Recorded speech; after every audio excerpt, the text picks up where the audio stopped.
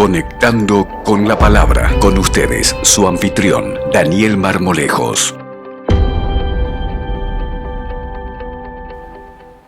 Buenas noches, hermano. Buenas noches. Bienvenido una vez más esta nueva semana a su programa Conectando con la Palabra. Como cada semana, nuestro propósito es conectar nuestras inseguridades, nuestras debilidades, las cargas, los temores con la suficiencia de la palabra de Dios. Y puedes que hayas venido hoy aquí con un problema muy grande que tienes tiempo tratando de resolver y que has hecho todo, absolutamente todo en tus fuerzas para poder salir y no has podido. Hoy queremos recordarte que en la palabra de Dios dice que puedes traer a Él, a Dios, en 1 de Pedro 5:7, tus preocupaciones y tus ansiedades, porque Él, Dios, tiene cuidado de ti. Hermanos y amigos, la palabra de Dios es suficiente. Es suficiente para darnos descanso, es suficiente para darnos consuelo, para restaurarnos, no importa las heridas que tengamos. En situaciones difíciles, la palabra de Dios es suficiente. Y en el día a día, todo lo que nos pueda pasar, la palabra de Dios es suficiente.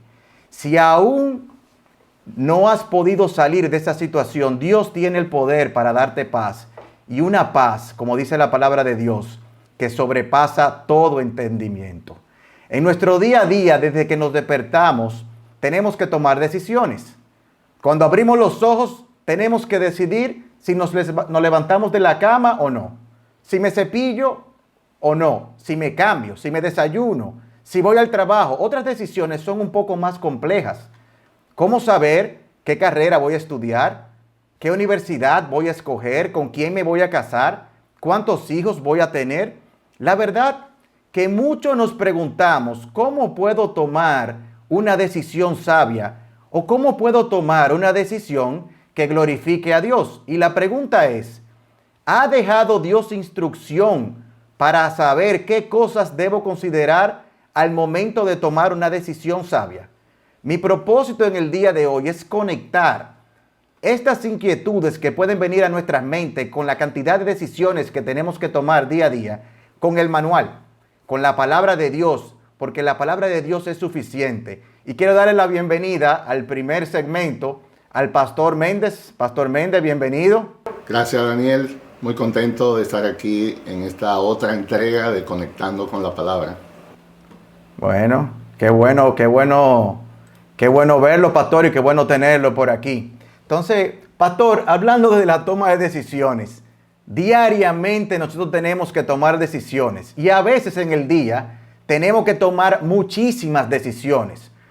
¿Usted podría ilustrarme este principio bíblico por medio de la palabra de Dios para poder tomar una decisión sabia? Claro que sí. Cuando estábamos organizando para el segmento de hoy y coordinamos hablar acerca de decisiones y producir decisiones con sabiduría, el ejemplo que inmediatamente, Daniel, vino a mi mente es Moisés. Moisés es uno de los grandes líderes en las Escrituras, uno de los grandes hombres de Dios.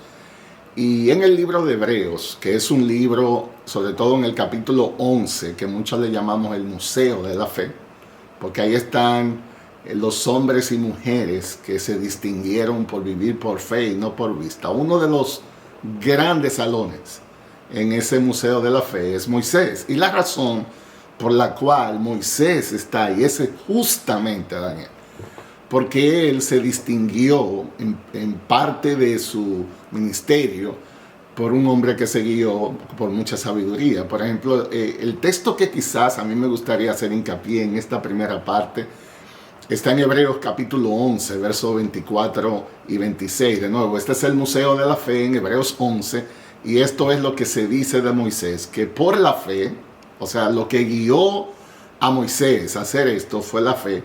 Por la fe, Moisés, cuando ya era grande, no era un niño, no era un bebé, sino ya había crecido, él rehusó ser llamado hijo de la hija del faraón.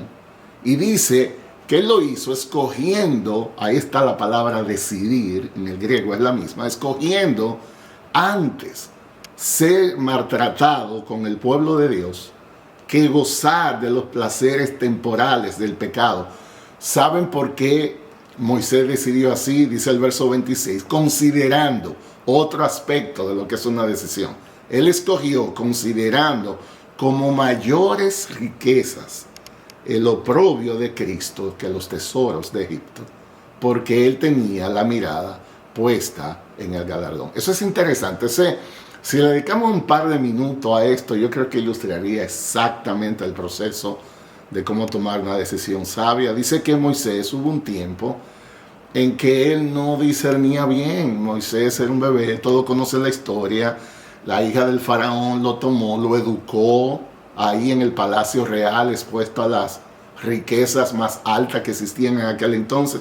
Entonces hubo un tiempo cuando él no podía distinguir, hubo un tiempo cuando él no discernía una cosa u otra. Pero dice el texto que ahora, ya siendo grande, y ahí es donde empieza el énfasis, ya Moisés había crecido, ya Moisés entendía las cosas mejor, ya Moisés tomaba en cuenta más cosas. Y dice que siendo ya grande, ¿qué hizo Moisés?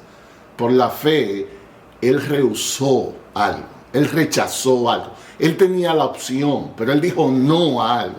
¿Saben a qué dijo Moisés que no? A ser llamado hijo de la hija del faraón. Ustedes tienen que entender qué era lo que estaba en juego aquí. Moisés fue educado en la corte de los filósofos. Moisés tenía todas las posibilidades para heredar el trono en aquel entonces. Cuando era un pequeño adolescente no entendía bien, pero ya ahora siendo grande, él estaba listo para eso. ¿Saben lo que hizo él? Que rechazó estar en el trono principal de Egipto y escogió ser maltratado con el pueblo de Dios. Entonces, el énfasis del texto es que la fe es justamente el mayor elemento que nos ayuda a escoger libremente. Hay opciones y uno tiene que elegir. En el caso de Moisés, estas eran dos posibilidades que él tenía. Ser maltratado con el pueblo de Dios, es decir, no le iba a ir bien con el pueblo de Dios, y rechazar el gozo de los placeres temporales de aquel entonces, la pompa, el reino, el poder, la influencia. ¿Saben lo que hizo Moisés? Que él escogió ser maltratado. Él escogió ser maltratado con el pueblo de Dios que el deleite del pecado, el poder, la fama y la riqueza. Ustedes pueden entender la dimensión de lo que estaba en juego aquí. Siempre habrá un sacrificio cuando decidimos servir a Dios. No necesariamente tiene que ser físico, pero servir a Dios tiene un precio, servir a Dios tiene un costo. Usted no le puede decir que sí a Dios y sí a las cosas temporales al mismo tiempo. Se necesita una decisión, se necesita una escogencia. Para Moisés posiblemente fue el costo más grande de su vida. Moisés creció en la opulencia. Moisés, él no dominaba la cultura hebrea. Es más, ese hombre nunca había vivido con esa gente. Él no entendía bien ni cómo funcionaba. De hecho, no le fue bien al principio con ellos. Entonces, ¿a qué se refiere el autor aquí de Hebreos cuando dice que Moisés eligió sufrir junto al pueblo de Dios que gozar de los placeres temporales que había allí? Bueno, eso incluía todo el poder. Entonces, toda la comodidad, señores. Moisés se crió en un palacio real. Usted tiene que imaginarse cómo estaba decorada la habitación de Moisés. Usted tiene que imaginarse los profesores que ese tipo... Si Moisés hubiera existido en este tiempo, Moisés hubiera estudiado en Harvard, Moisés debería hablar 5 idiomas, Moisés no iba a pasar trabajo. ¿Saben lo que hizo Moisés? Me voy con el pueblo de Dios. Me voy a la pobreza. Me voy a lo que sea, pero quiero estar con el pueblo de Dios.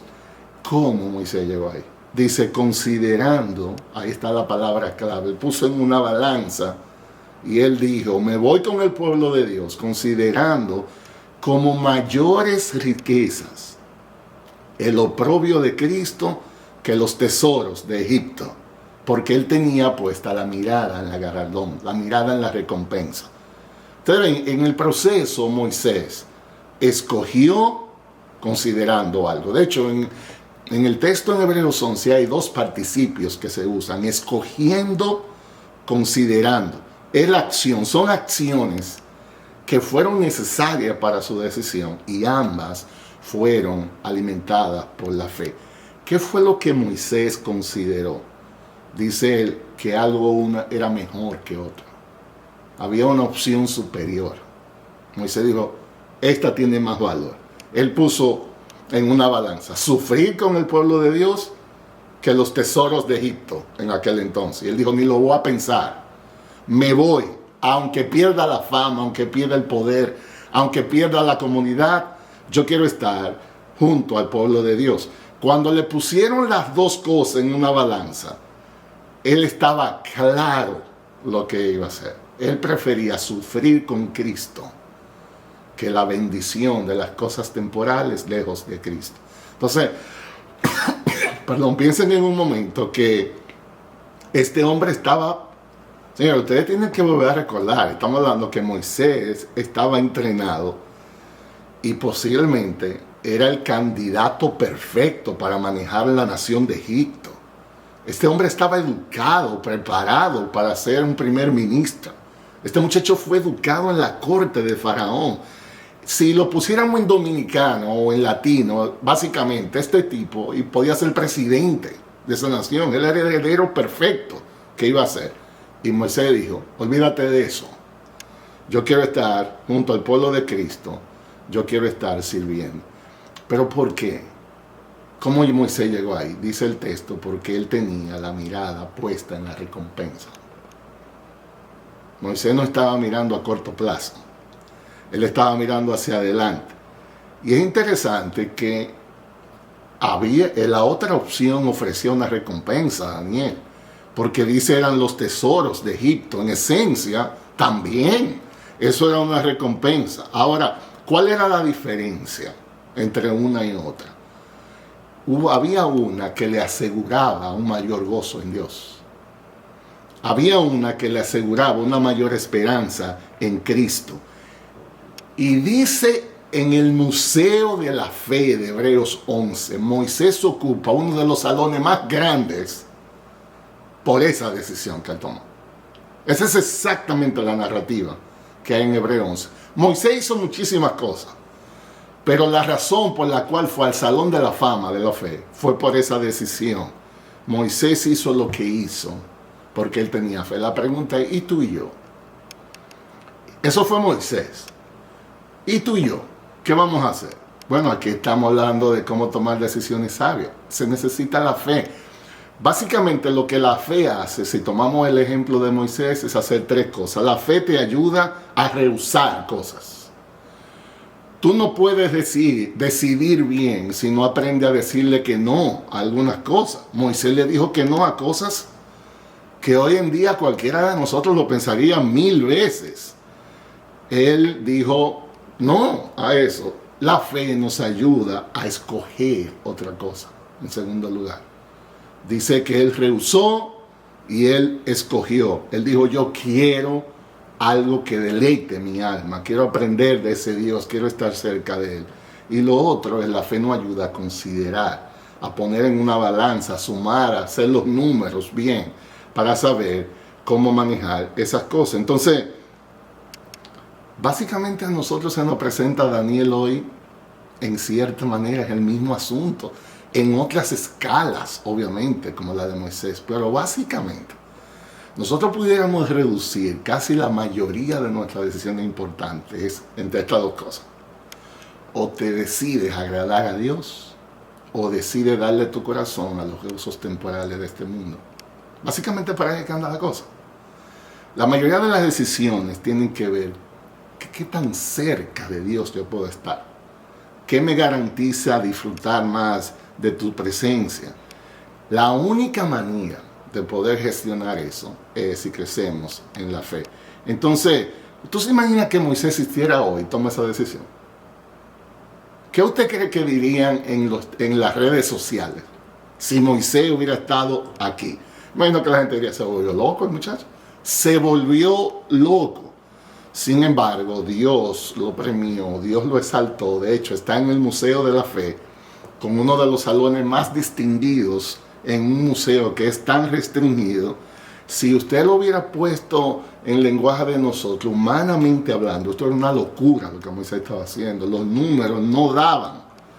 Pero hay cosas que en un momento parecen imprudentes, pero la fe lo llevó más alto. La fe lo llevó a Dios. Entonces, Daniel, este es uno de los mejores ejemplos que encontramos en la Biblia, lo que tiene que ver con decisión, porque ilustra exactamente el principio. Para decirle sí a Dios, necesitamos decirle no a cosas temporales. Para decirle sí a Dios, necesitamos renunciar a cosas de corto plazo. Para decirle sí a la eternidad, necesitamos decirle que no a la vida temporal, las riquezas pasajeras de este mundo. Un excelente ejemplo en la Biblia de lo que es decidir con sabiduría. Ese es el caso de Moisés. Gracias, pastor. Oyéndolo, el caso y el ejemplo de Moisés con respecto a tomar decisiones sabias, lo que he visto en su respuesta es que para tomar decisiones sabias, obligatoriamente los ojos nuestros deben estar abiertos, porque es imposible tomar las decisiones que tomó Moisés si Moisés no tuviera los ojos en cosas que no son temporales. Entonces, en el tema de Moisés, él pudo ver cosas que una persona que no ha entregado su vida a Cristo como Salvador no puede verlo. Porque horizontalmente, esa historia que usted acaba de decir, cuando la vemos horizontalmente, sin meter la eternidad en el medio y sin meter a Cristo, es la decisión menos sabia que una persona puede tomar. Porque dejar el reino por sufrir, como que la verdad que no veo el bienestar ahí. Para muchas personas, como usted decía, Moisés posiblemente era un loco. ¿Cómo es que este hombre, en el palacio, decide sufrir con el pueblo? Y ese sufrimiento, pues, está más adelante desarrollado en la Biblia. Fue un sufrimiento de muchos años.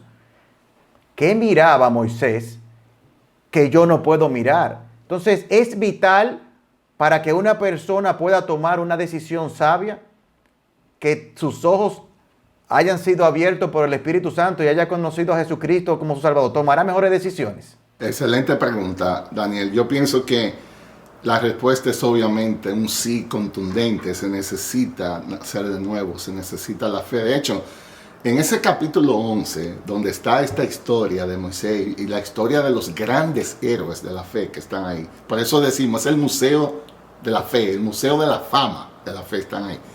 Ese capítulo 11 está dedicado justamente a la fe, porque todos esos eventos que están ahí empieza diciendo, por la fe Moisés, por la fe Abraham, por la fe, y todo el que está ahí hizo algo por causa de la fe. Ahora, Hebreos 11 comienza hablando de lo que es la fe. ¿Y sabe lo que dice el Hebreos 11:6, creo? Porque sin fe es imposible agradar a Dios. No dice que es complicado y difícil. Dice que es imposible. ¿Usted sabe lo que significa la palabra imposible? Eso mismo, imposible, no hay manera. Entonces, si sabiduría significa temor de Dios, para uno tomar una decisión sabia, que es lo mismo que decir, para tomar decisiones que agradan a Dios, eso es imposible si no hay fe.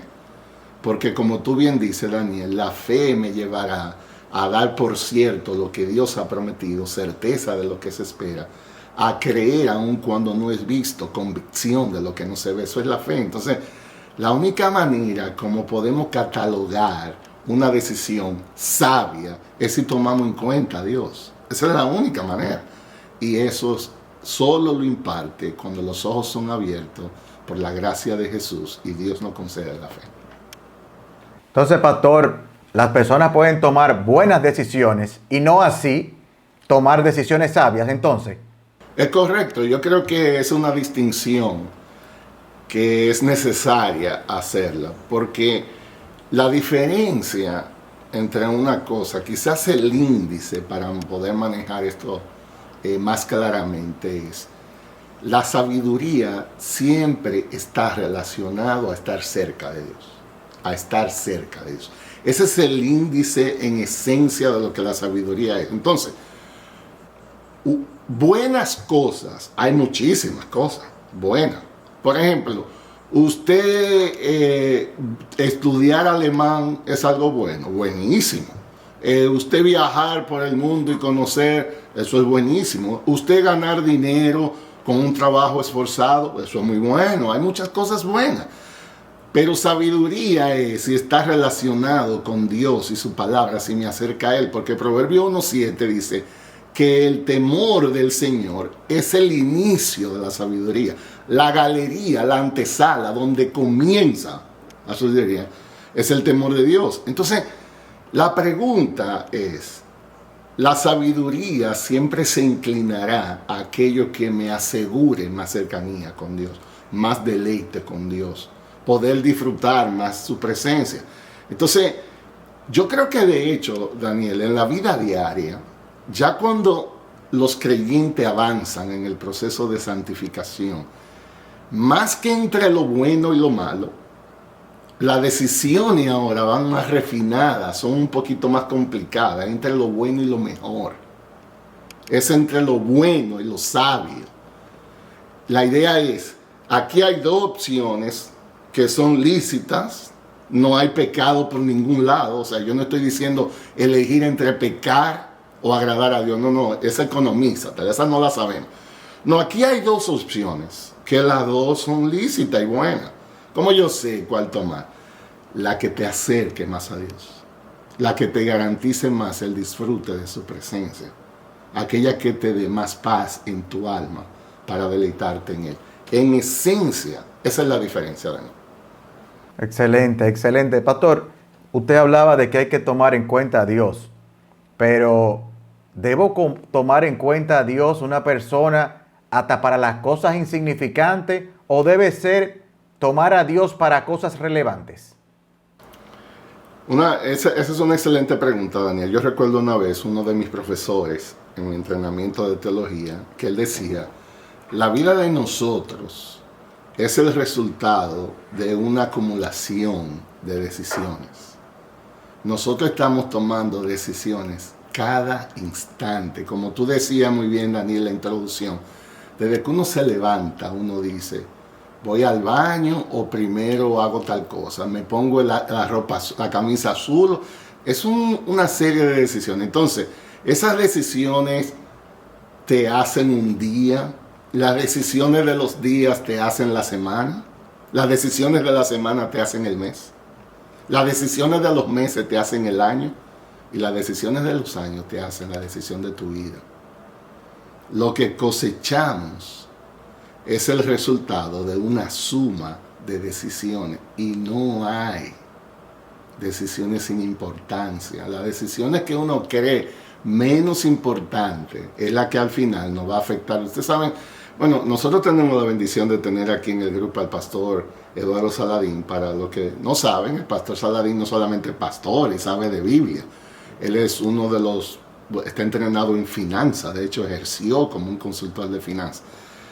El pastor Saladín y toda esa gente que sabe mucho de finanzas, ellos dicen, por ejemplo, cuando se hace un presupuesto, tú no debes ver los números al mes, porque los números del mes se ven como pequeños, sino que tú tienes que ver los números por lo menos al año para que tú veas. No es lo mismo pensar que tú te debes ahorrar 1,000 pesos mensuales a que tú veas un presupuesto al año y dice que son 12,000 pesos en el año. Entonces, en la vida espiritual no hay mucha diferencia en esas cosas, porque todas las decisiones tienen un efecto en nuestra eternidad. Por ejemplo, el Salmo 90, verso 12, uno de mis textos favoritos en la Biblia. Escuchen lo que el salmista le pedía a Dios: enséñame a contar de tal modo nuestros días, de tal manera que enseñemos al corazón sabiduría. O sea, ustedes oyen esa petición. Él no está pidiendo dame una casa grande con piscina, un carro nuevo. Esa no era la petición. Enséñame de tal modo a contar mis días que yo termine siendo más sabio. Uno va a la escuela y aprende a contar manzana, naranja, dinero. Esto es aritmética espiritual. Hame consciente de mis decisiones, grandes y pequeñas en el día. Ayúdame a experimentar tu presencia durante las cosas del día, de tal manera que al final yo termine siendo más sabio, que te tema más a ti. Entonces, Daniel, la respuesta es, todas las decisiones son importantes. Y mientras más invitemos a Dios en nuestras decisiones, pues más deleite y gozo tendremos en Él. Es la idea. Gracias, pastor. Pastor, hay momentos en la vida donde uno tiene una decisión difícil que tomar y no sabe por dónde entrarle, cómo tomarla. ¿Dónde recomienda usted que una persona pueda, qué debe hacer para tomar buenas decisiones? ¿Dónde puede buscar consejo?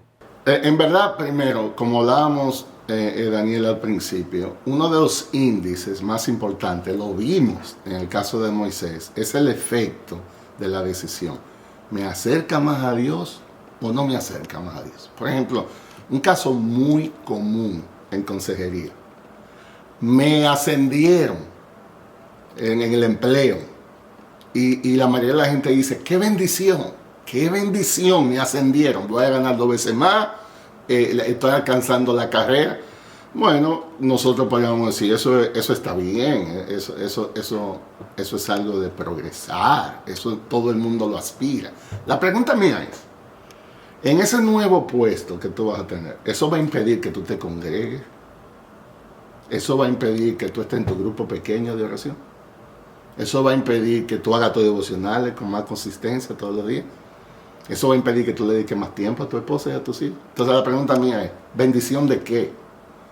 ¿Bendición de dónde? Bueno, si bendición para ti es exclusivamente lo económico, entonces tú podrás decir que es una bendición. Pero en los términos bíblicos, eso no es ninguna bendición, porque eso es lo que va a hacer eventualmente. Yo no estoy diciendo que todos los casos son así, obviamente cada caso es diferente, pero en general, para tomar una buena decisión, yo tengo que decir si terminaré más cerca de Dios, más consistente en mi vida de fe, deleitándome en sus promesas. Uno de los problemas es que muchas veces nosotros vemos las cosas a corto plazo. Nosotros somos gente de hoy, de mañana, de este fin de semana. Pero Dios no está en ese negocio. Dios está en el negocio a largo plazo. Dios piensa más en la eternidad. Lo que resulta atractivo hoy no necesariamente es así mañana. Y la clave es tener una perspectiva más amplia de la situación. La clave es proyectar más a largo plazo, como nos veremos. Entonces, yo creo que esos son los principios generales. Obviamente hay muchas otras cosas particulares que nos pueden ayudar en una decisión como esa. Bueno, la verdad es que es interesante porque uno, cuando oye el tema de tomar buenas decisiones, tristemente solamente se enfoca en lo temporal, sin entender. A mí me gustó cuando usted dijo ahorita, cuando Moisés le escogió ser maltratado junto al pueblo de Israel, decía que eso era mucho mejor que gozar de los tesoros temporales. Es decir, que cualquier decisión que podemos tomar aquí, que Dios no esté en el medio y apunta a la eternidad, se convierte en un bienestar temporal. Moisés tomó esta decisión, como usted decía, porque más que el bienestar temporal, que era bueno porque era someterse y obedecer la voluntad de Dios, él estaba descansando en el bienestar eterno que tenía. Entonces, qué bueno que hemos aprendido que hay cosas que debemos rehusar, hay cosas que debemos escoger. Cuando escogemos, hay cosas que hay que desechar, que debemos considerar que escoger las cosas eternas son mucho mejor que las cosas temporales. Pero para eso, como usted decía en el texto, tenemos que tener bien claro qué es lo que vamos a tener en la eternidad y qué es lo que hemos obtenido en Cristo. La verdad que muchísimas gracias por ponerle la base a lo que es la estructura de poder tomar una buena decisión. Y ahora quiero pasar al segundo segmento nuestro. Quiero darle la bienvenida, que vaya viendo su micrófono ahí, que ya usted lo mencionó, al pastor Eduardo Saladín, para que nos acompañen en la segunda parte, que son las preguntas que hemos recibido de las personas que continúan conectando con nosotros y conectados con la palabra. Pastor, bienvenido, los saludamos al inicio, pero la verdad que usted se ve muy bien con con esa cámara y ese flow que usted tiene hoy. Gracias por eso, lo estoy imitando a ustedes, ¿eh? Daniel, no quiero una camisita de esa azul y así para cuando me toque a mí hablar aquí. Estoy Luis, imitando yo a me usted, la, pastor, déjeme cargar esto. nosotros nos la ponemos y nos acaban. A él le pega todo. A él le pega todo. Así que, pero nada, de verdad que contento nuevamente con estar con los dos aquí. Y vamos a empezar con la pregunta que hemos recibido, porque estoy friendo y comiendo. Alguien nos envía esta pregunta. Si yo soy un creyente fiel a la palabra y entiendo que Dios me dio un cerebro para pensar y me dio capacidad para tomar decisiones, ¿por qué es que yo debo buscar en cada momento la aprobación o la dirección de Él cuando voy a tomar una decisión? Bueno, lo que las escrituras nos enseñan es que nosotros no somos tan sabios como nosotros pensamos. La historia está ahí para confirmarlo. Lo que ayer pensábamos que era algo excelente, hoy nos damos cuenta que lamentablemente no es así. La triste realidad es esta. Si somos honestos aquí, somos muy simples. Somos muy simples. Y la clave es que Dios usa su Espíritu Santo en nosotros para confirmarnos a través de su palabra, su voluntad. Déjame decirle, el buscar consejo es clave para crecer en todas las áreas de la vida, no solamente en la vida de fe, en todas las áreas. De hecho, en las escrituras hay un libro completo que se escribió por esa razón, es Proverbios. El lema de Proverbios es hacer sabio al sencillo. Es decir, cuando Salomón, inspirado, y todos los autores allí, lo que querían hacer sabio. Entonces, ¿qué dice la Biblia? Bueno, Proverbios, por ejemplo, 12:15, dice que el camino del necio es recto a sus propios ojos, mas el que escucha consejo es sabio. Entonces, eso no es cuestión de que Dios me dio un cerebro. Eso no es cuestión de que Dios me dio la Biblia y yo la puedo leer y yo puedo decir. Eso es cuestión de que hay gente que va delante de nosotros y es sabio escucharlo. Hay personas en todos los aspectos de nuestra vida que nos superan, que van delante. Y esos hombres, esas mujeres, uno tiene que sentarse porque pueden economizarle muchas dificultades. En Proverbios, sobre todo, el sabio siempre está asociado a ese carácter de humildad, que puede sentarse a recibir un consejo a veces. Yo lo que diría es que debo buscar la dirección de Dios. No sé si Luis lo dijo, porque Él es la vid y nosotros somos los pámpanos y separados de Él nada vamos a poder hacer. Entonces nosotros tenemos que estar continuamente pegados de Dios, buscando en su palabra lo que Él tiene que decirnos, porque si no, vamos a pecar de orgullosos o de creer que podemos caminar nuestro propio sendero, lo cual es imposible. Excelente, excelente. La segunda pregunta que nos enviaron, la persona dice, ¿existen decisiones que aunque sean lícitas, no debo tomarla? ¿Y cómo puedo identificarla? Bueno, en la Biblia la ilustración es que una vez que somos salvos, somos regenerados, perdonados, inicia el proceso más largo que se llama santificación. Y la santificación es parecernos más a Jesús. Y el Nuevo Testamento ilustra mucho a qué se parece eso, a un corredor, como eran las carreras en los tiempos antiguos, eran muy famosos los maratones. Y esos hombres que corrían y mujeres se vestían con lo menos que pudieran, la menos carga posible, para facilitar su desenvolvimiento y que pueda haber más agilidad para correr. Y la Biblia dice, nosotros tenemos que tratar de caminar hacia adelante, sirviendo a Cristo, despojándonos de todo peso que nos asedia y enfocándonos hacia lo que está adelante. Entonces, la idea es, hay decisiones en la vida que la pregunta no es si es lícita o no, la pregunta es si conviene a la vida de fe.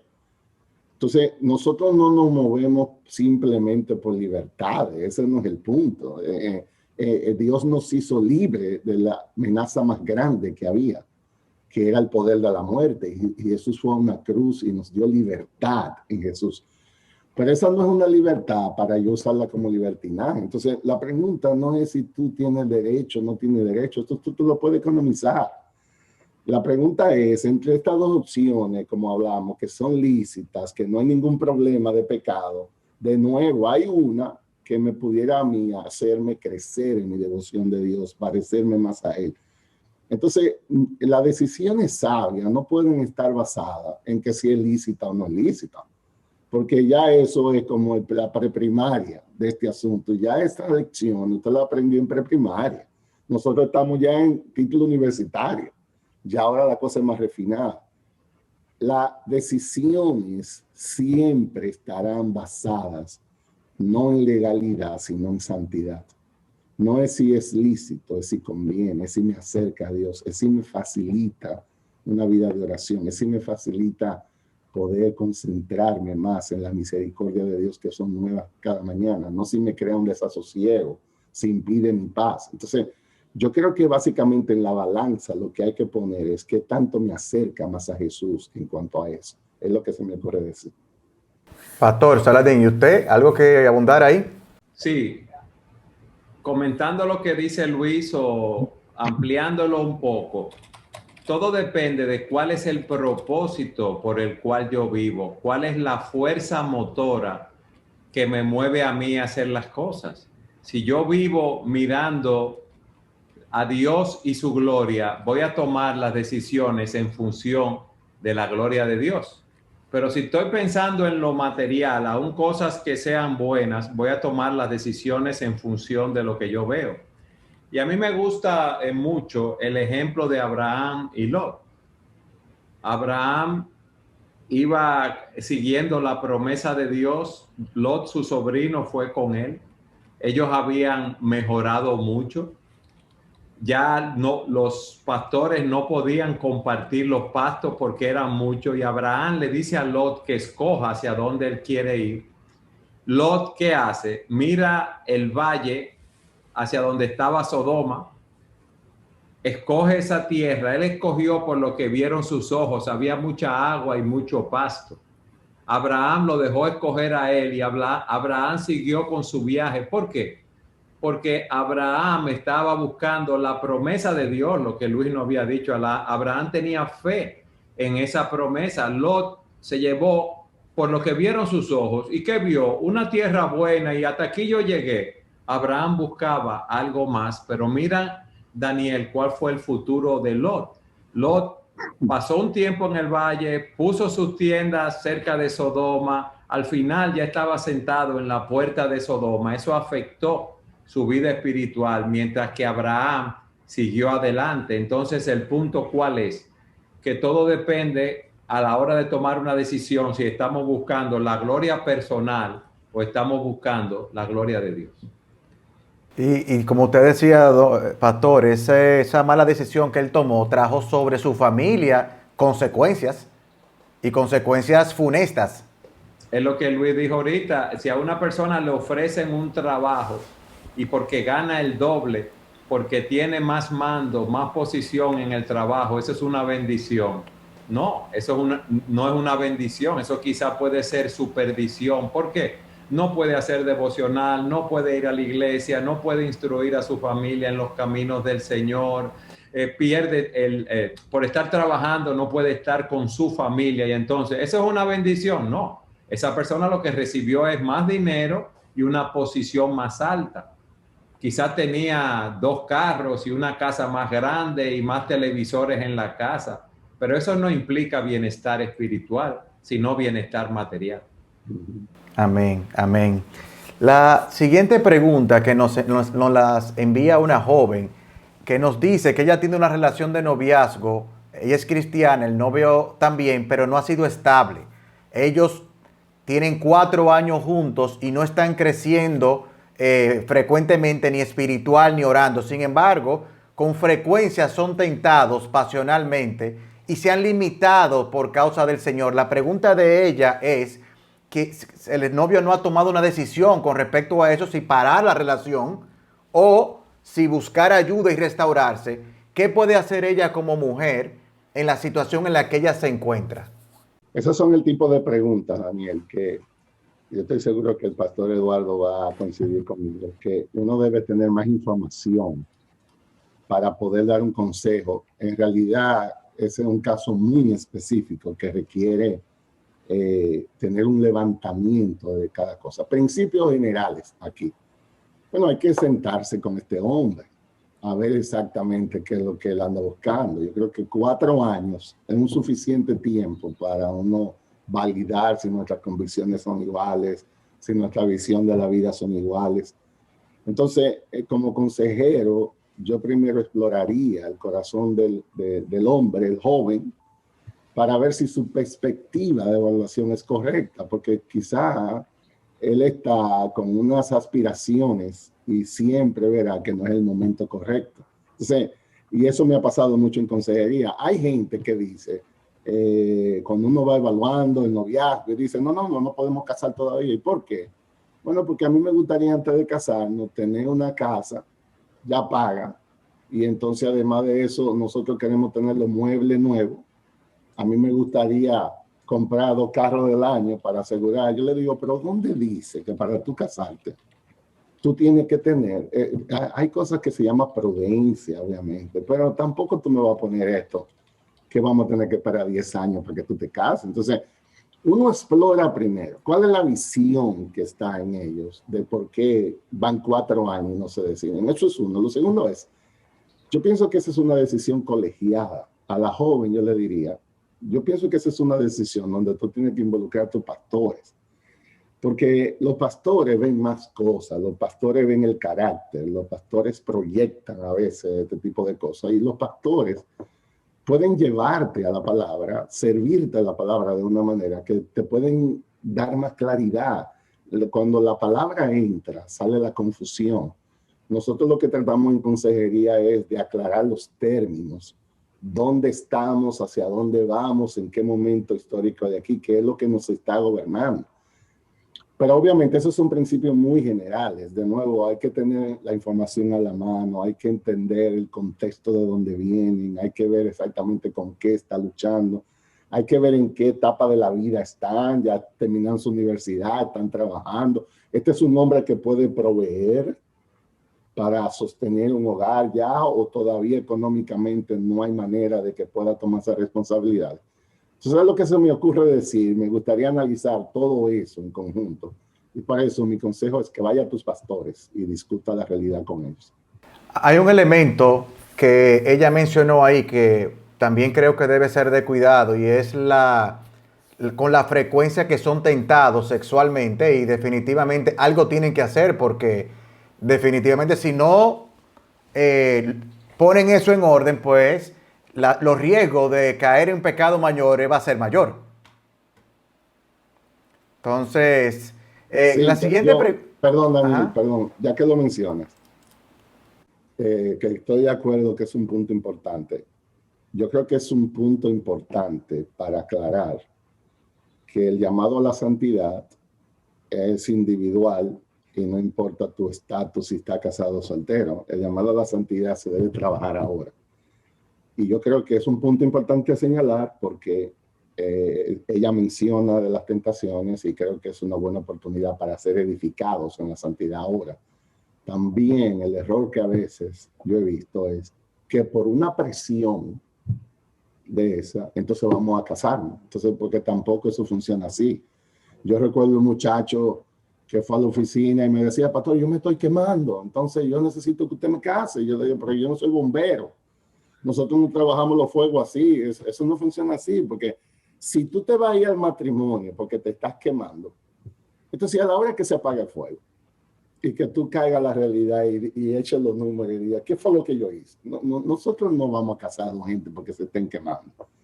Nosotros obviamente creemos que ese fuego hay que apagarlo antes de, porque en realidad ni siquiera la vida de casado te garantiza que estás fortalecido en tu llamada a la santificación.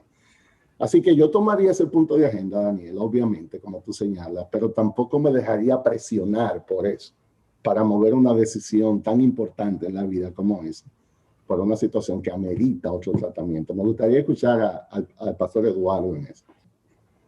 No, Luis, yo coincido contigo, yo entiendo que debe ser así. Y esa parte que dice, si mi novio ha tardado, como dice Daniel, ¿verdad? 4 años en decidir para ver si vamos a terminar o continuar. Ellos necesitan mucha consejería, como tú dices, que lo ayude a definir, a clarificar los pensamientos, a ver si hay algún impedimento para que se casen y si hay impedimentos, cuáles son para trabajar sobre ellos. Yo voy a conectar esa pregunta con otra que aunque no tienen nada que ver las dos personas, pero creo que en esta vemos la consecuencia de no tomar consejería en el momento adecuado. Y dice, en un momento de debilidad tuve relaciones sexuales con una muchacha a la que no amo. En el proceso del embarazo me reconcilié con Dios y con la iglesia y con mi familia. Sin embargo, ellos están diciéndome que yo estoy obligado a casarme, pero yo no amo a esa muchacha y siento que ya pequé y pecaría otra vez casándome con una persona que yo no amo. Eso es un caso de estudio. Si ese caso me llegara, hacemos un libro con ese caso, porque esos son casos que ameritan, estamos hablando de una cirugía de corazón abierto, usualmente casos así. Esos son casos bastante complejos. Hay mucha tela que cortar, decimos en la República Dominicana. Yo no creo que es tan sencillo como hacer una pregunta como esa. Yo creo que hay consecuencias del pecado. Yo creo, por el otro lado, que el propósito es glorificar a Dios en lo que hace. Yo creo que es importante hacer un levantamiento otra vez de muchos aspectos que están ahí. Y yo no me atrevería ni siquiera a decir algo aquí. Yo lo que creo es que estos son casos donde requieren mucha sabiduría. Yo diría mucha sabiduría en los pastores, mucha sabiduría en los personajes envueltos. Si el propósito es glorificar a Dios, hay muchas cosas que vamos a tener que sacrificar. En una decisión como esa, yo diría que el énfasis va a ser la magnitud de los sacrificios que hay que hacer. Entonces, el tema del amor ahí va a requerir definirse muy bien. Porque muchas veces nosotros hablamos en términos de amor como emocionales. Y en verdad lo que nosotros encontramos en la Biblia es algo muy diferente. Cuando Dios habla de amar, significa sacrificarte con intencionalidad.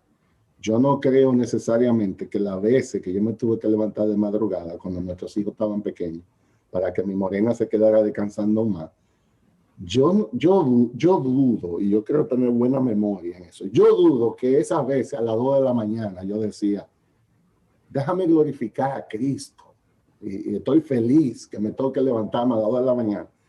No, hombre, no. Te puedes estar seguro que yo no quería levantarme, ni quiero levantarme todavía cuando me toca, pero hay algo que la Biblia dice, ama, honra. Esto no es un asunto que yo estoy preguntando cómo te sientes o no te sientes.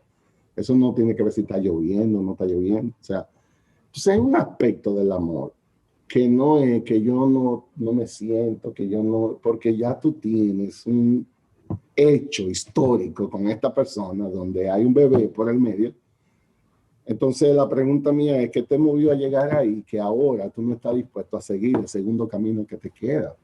Y yo creo que analizaríamos parte de eso en primer lugar, porque yo creo que puede haber algo de instrucción a entender que es un amor que puede cultivarse eventualmente, porque hay una responsabilidad. Quiere decir esos factores que obligaron en todos los casos cuando sea así, que no, yo no estoy tan seguro, pero yo creo que no se puede ser ligero respondiendo a una pregunta así. Obviamente hay mucha información histórica que necesita estar en la mesa para poder descifrar un caso así, pero creo que es un caso de estudio.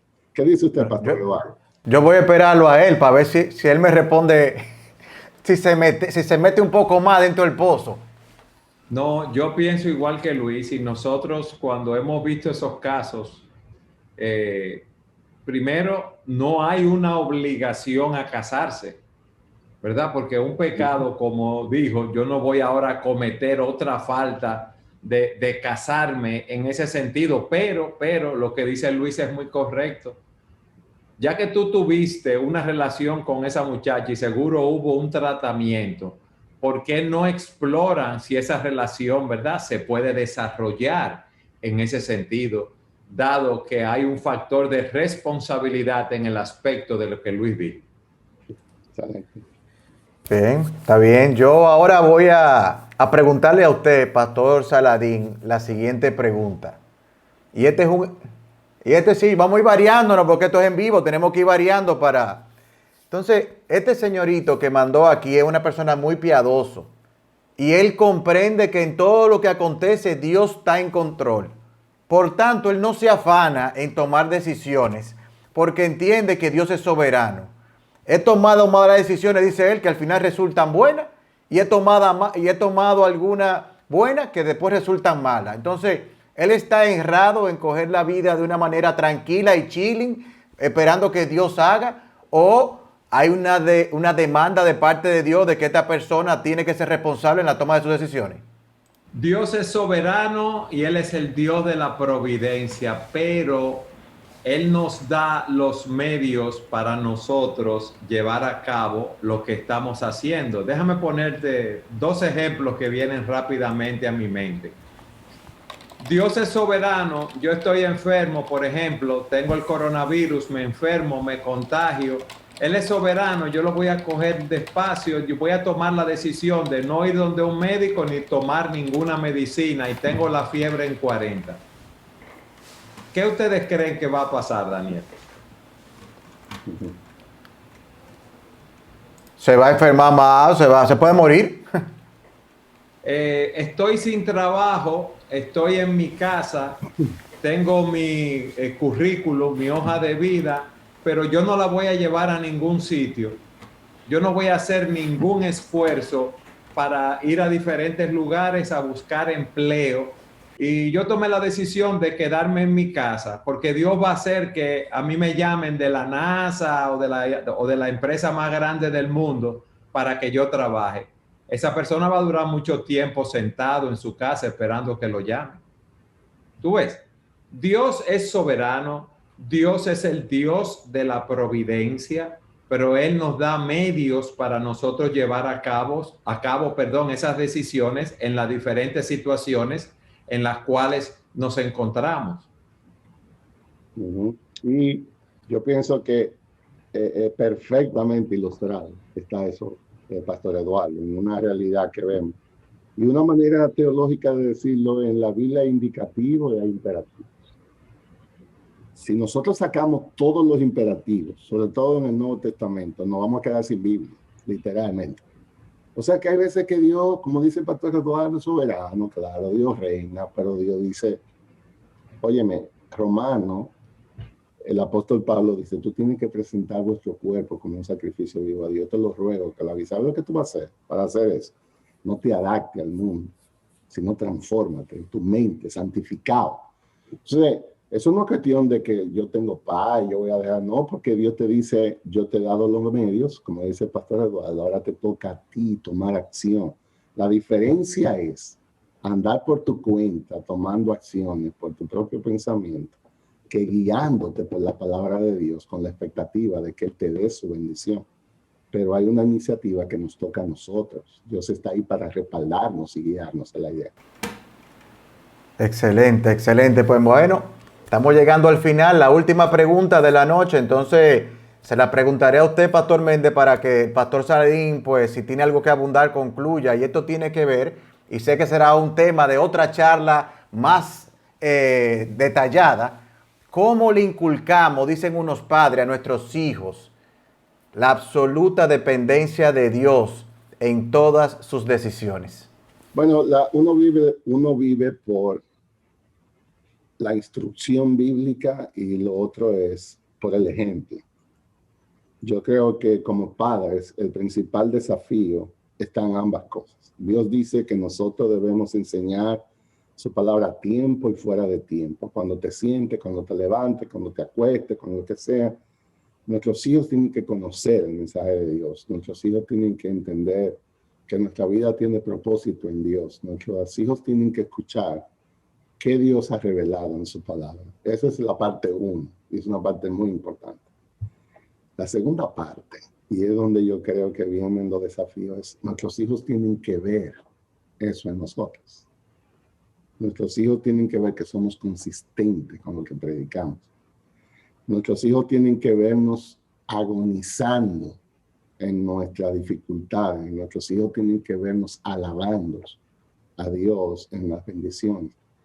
A veces los padres a veces vienen a consejería muy preocupados por sus hijos y lo que sea, y la pregunta es, ¿qué tanto del ejemplo tus hijos se están llevando? Yo hablé con un muchacho que obviamente estaba en rebeldía, y obviamente estaba en rebeldía, él no estaba en lo correcto, él estaba equivocado en lo que estaba hablando, y en un momento en la consejería tuvimos que juntarnos padres e hijos, y yo recuerdo hacer un devocional con la familia. Yo pienso que eso es parte de lo que es la consejería. Y luego el papá, casi llorando, a sola, me dijo luego, yo creo que esta es la primera vez que mi hijo me ve manejando la palabra con eso. Y él decía, con mucha convicción y tristeza, yo perdí oportunidades de ministrar a eso. Entonces, yo creo que es un componente donde todo eso va combinado. Todo eso va combinado. Entonces yo le digo a los padres, realmente estamos rendidos a Dios para que Dios haga en ellos lo que solo Dios puede hacer. Nosotros sabemos que por su gracia, nosotros dependemos de su soberanía, nosotros no le cambiamos el corazón a nuestros hijos, es una obra de Dios. Pero la pregunta es, como decía el pastor Eduardo, ¿estoy yo cumpliendo con la parte de gracia que hay eso? Y algo más, ¿cómo están nuestras oraciones en eso? Es decir, si revisan el diario de oraciones de nosotros como padres, tú podrás ver allí a nosotros agonizando delante de Dios, orando, que tenga misericordia por él. Porque dice la Biblia que la oración del justo puede mucho. Entonces, nuestro problema no es que pedimos mucho, sino que pedimos poco. Dios dice, pídeme. Entonces, hay cosas que solo Dios puede hacerlas, como esa. Solo Dios puede inculcar todo este consejo de Dios en el corazón de alguien. Solo Dios puede hacerlo. Nosotros lo exponemos a la palabra, nosotros tratamos de discipular, pero solo Dios puede hacerlo. Entonces, es confiar en esas promesas, es descansar en Dios en eso, es ser diligentes y humildes en eso. Y un punto específico con relación a los padres que me están escuchando aquí. Yo creo que es un buen anhelo, todos nosotros debemos anhelarlo. Yo pienso que de todas maneras eso es una invitación a la humildad, debemos ser más humildes. Dios espera de nosotros que mostremos humildad de Cristo. Yo creo que nosotros hablamos del perdón aquí en uno de los episodios, de una cosa que yo digo, ¿cuándo fue la última vez que le pediste perdón a tu hijo? Porque yo te aseguro que tú has pecado contra él o contra ellos. Entonces, yo creo que el anhelo debe combinarse con una vida de humildad, estamos todos creciendo aquí. Ellos tienen que ver que Dios es real en nuestras vidas. Ellos tienen que ver la historia de Dios con nosotros como familia. Ellos tienen que darse cuenta que esto no es una teoría. Los años juntos están ahí para demostrar que Dios ha sido bueno con nosotros, Dios ha sido fiel con nosotros, y por tanto es una invitación a que tú también le clames a Él para la vida de futuro que tú tienes por delante. Pero en esencia Dios cambia el corazón de nuestros hijos. Amén. Pastor Saladín, termine usted ahí con ese tema, si tiene algo que complementarnos. Es que ese ejemplo que dio Luis, no hay nada que añadir. Mediante la instrucción y mediante el ejemplo es que tenemos que hacerlo. Y no hay nada que añadir. Ese traje está perfecto a la medida. Amén, amén. No, pues yo quiero terminar con 2 versículos que me llegaron a la mente mientras lo iba, y que la mayoría de nosotros para tomar decisiones, ¿qué necesitamos? Necesitamos sabiduría. Santiago 1:5 dice, si alguno de vosotros tiene falta de sabiduría, ¿qué debe hacer? Pídale a Dios, que ha prometido Él, el cual dará abundantemente y sin reproche, nos la va a dar. Y el otro versículo, óyeme, no sé para dónde voy, no sé qué decisión tomar. Dios dice en el Salmo 32:8, yo te haré saber, yo te enseñaré ¿qué? El camino que debes andar. Te aconsejaré, dice Dios. ¿Y cómo lo hará? Con sus ojos puestos en nosotros. Señores, hermanos que están aquí, los que nos van a oír más adelante, en este caminar nosotros no estamos solos. Y Dios no nos va a poner nada en el camino que Él no nos dé la gracia si nos apropiamos de los medios que Él nos ha dado para nosotros poder obtener victoria. Tenemos una necesidad grande de continuar llenando de la palabra. Esa respuesta que dan los pastores, ellos no la están sacando del pequeño Larús, la están sacando del manual de la palabra de Dios, la cual, como hemos visto en los programas, es la única suficiente para darnos esperanza. Que pasen buenas noches, que Dios les bendiga. Gracias, pastores, como cada jueves. Y si Dios lo permite, nos vemos la próxima semana. Que la pasen excelente.